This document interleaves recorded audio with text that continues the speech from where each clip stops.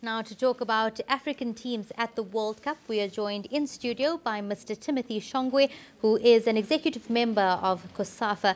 Thank you very much, Mr. Shongwe, for taking time to speak to us today on Thank you. You're welcome. Let's just get straight into it. We've seen Cameroon already out of the World Cup. Nigeria, Ivory Coast, Algeria, and Ghana still have possibly a chance.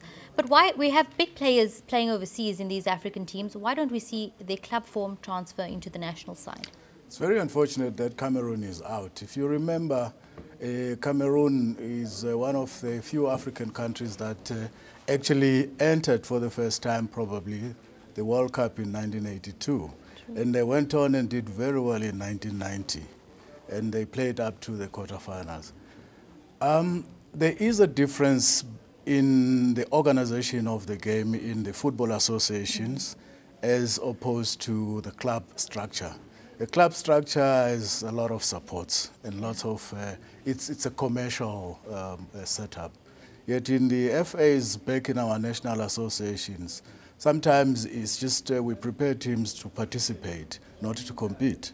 But of course you do have players playing overseas from Africa, and they will come back and play in our national teams, and they don't have the support that they have at club level when they play for our national teams.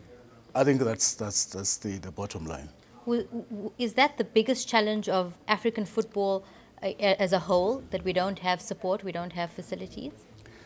You know, we most of the time we talk about football development. I mean, if you ask a man on the street what is football development, he will tell you about the training of the athletes or the footballers. But it is more than that. It is the administration of the game at our national teams and in our national associations, the referees, the managers, the administrators in the office. So we still do have quite a bit of work to do as Africans in terms of the proper administration of the game. I mean, organized football in Europe started way back even 1930 and beyond.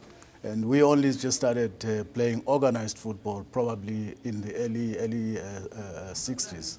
So we are a bit behind. Hopefully we will catch up with the participation in the World Cup and in our own African Cup of Nations and the tournaments that our respective structures are organizing. Absolutely. I just want to zoom in to the COSAFA region a bit. The last team to represent Southern Africa was, of course, Bafana Bafana as the hosts.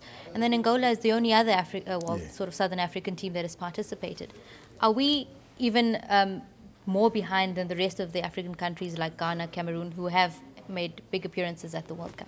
Yes and no. But yes, we are behind. If you look at Egypt, for instance, was the first African country to participate in the World Cup in 1934. That's correct. And it has taken the Southern Africa teams that much long to actually qualify for the World Cup. We look at countries like South Africa because numbers do count, the economy does count. But the rest of the other Southern African countries in COSAFA, the small ones, Swaziland, Lesotho and all that, is going to be uphill most of the time. But for South Africa, we hope and we wish that one day they will become our, if you like, true representative in the COSAFA countries. And I think every South African wishes that too. Yeah. What is COSAFA doing specifically to fast-track development in these regions? Well, some of the programs. COSAFA really, currently we are in our own right, trying to organize competitions for our countries. And we believe that the more competitions we have for our teams, the more they participate in the tournament, the more chances they have, I mean, practice makes perfect, the more chances they have that they will compete even much better in the regional competitions. We have our flagship, the Senior Cup, COSAFA Senior Cup, which is it's the cup in COSAFA. We have also the Under-20 Youth Championships. We have women championships, and most of these. Well, the COSAFA Cup is an annual tournament, and as well as the youth. But the women is every second year, and we also alongside these tournaments, we organize administration courses, we organize referees courses, we organize coaches, because we believe when you talk development, you don't talk about just the athletes only. The administration and management of the game is very important. Now, Dr. Danny Adan has been speaking quite a lot about increasing Africa's representation at the World Cup. Yes. Firstly, do you support that? And secondly, should FIFA allow more representation, since seeing that maybe even African teams don't even go past the group stages? Oh yeah, I support that call. If you remember, in 1930, there were only 16, probably 16 teams in the World Cup. And the first meaningful expansion, I think it was in 1982, where teams moved from 16 to 24. And in 1998, the teams moved to, that's the World Cup participation, yes, moved to 32. And now we have 5 African teams. Initially, we had 2 and 3, and we struggled to actually get to 5.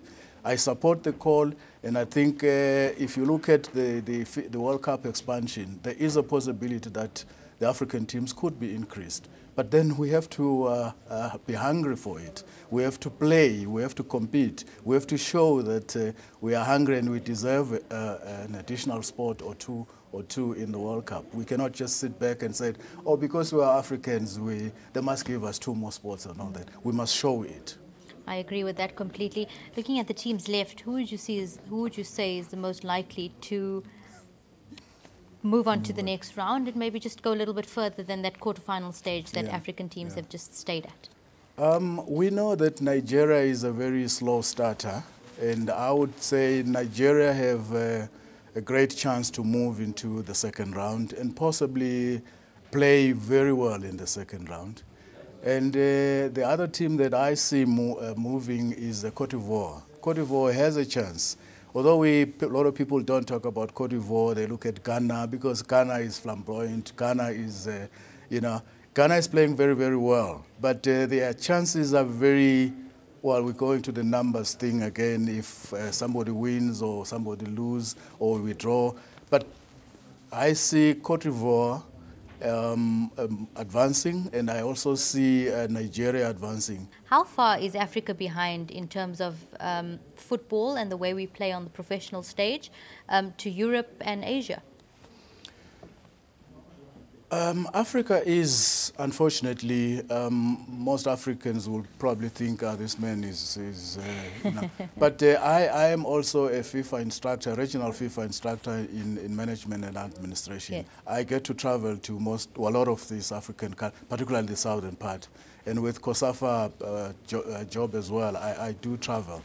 There is the biggest challenge that Africans have is the administration and management of the game. Yeah, I can tell you that we have athletes.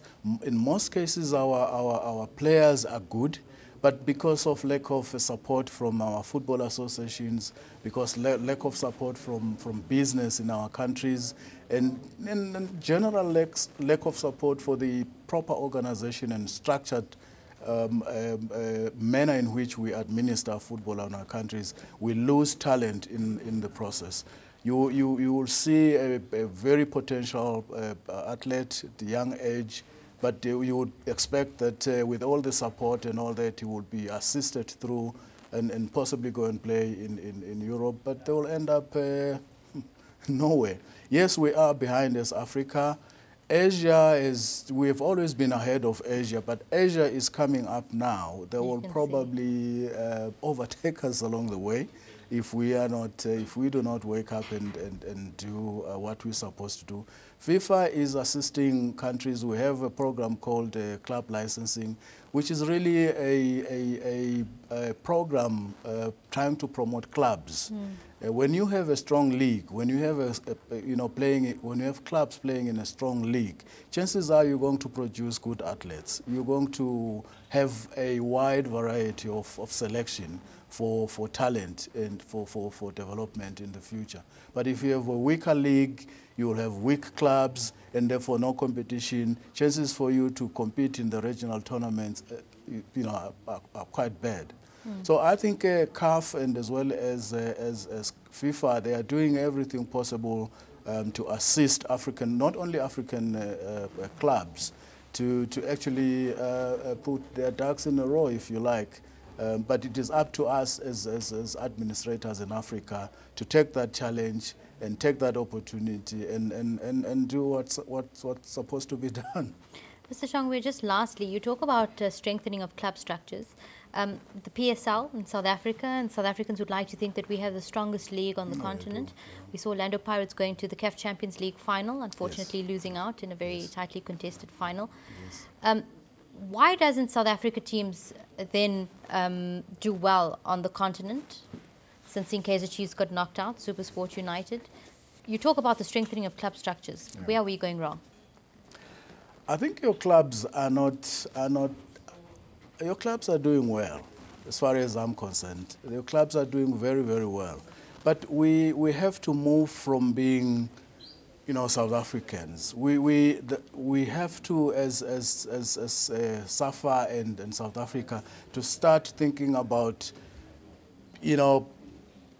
playing in Africa. I mean, Orlando Pirates played, and where was the last time? Most of the clubs that should be really representing Africa, most of them probably are in the PSL. And the attitude that, no, we are not going to play in Africa, we are good here at home, it's okay. But we need to grow. We need to move out of that and say, look, we want to be a club, or we want clubs that are going to compete in Africa and compete in the world. If you look at TP Mazembe, for instance, example. The director decided that, look, it's all very well, I beat everybody here at home and possibly in the region, but now my mission is to conquer Africa and as well as compete in the world. As long as we have that, if we put that in place, but then again, it depends on the directors of the club. If they are just happy to play in the game will never develop. It will never develop. We do need directors who are going to say, okay, fine, we have won the PSL 3-4 times, but what next? Are we going just to be happy to win again, or now it's time that we grow and develop as a club into Africa, into the world? If we have that, we should be all happy as Africans.